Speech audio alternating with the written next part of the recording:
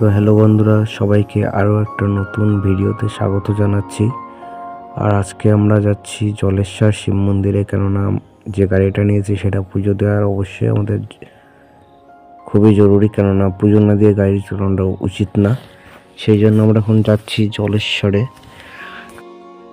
এখানে আমি প্রথমে ভাবছিলাম যে ভিডিও করবো কি করবো না, তারপরে ভেবে দেখলাম যে না, ভিডিওটা করেই ফেলি। ভিডিওটা করার পরে দেখছি।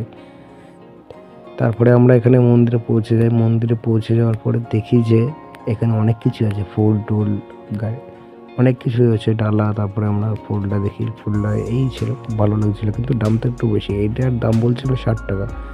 আমি তো বললাম এটা তো বাইরে 30 টাকায় বিক্রি হচ্ছে। বলছে না না, এটা আমার তো কেনাই তো 30 টাকা। তারপরে কাকা বলল ঠিক আছে 40 টাকা দাও। তো আমি 40 টাকায় দিলাম। তারপরে এদিকে আবার লাল লাল যে কাপড় বলে না, এরকম বাবার যে আশীর্বাদী ফুল যেটা থাকে সেটা দেওয়া হয়। কর্পূর দিচ্ছিল ওদিকে, কিন্তু কাকা সব কিছুর দাম তো বেশি বলছিল। তারপরে আমি ঘাটে এসেছি, ছোট যে ঘর ছিল সেই ঘটে করে জল জল নেবো বলে শুদ্ধ হচ্ছিলাম, কিন্তু জল যা ঠান্ডা ছিল, বাপরে বাপ, ব্যাপকই ঠান্ডা ছিল। তারপরে আমি এদিকে গাড়ির সামনে চলে আসি, কারণ গাড়ির সামনে চাকায় দিতে হয়। আমি তো করে ফেলেছি, সামনে চাকায় দিচ্ছি।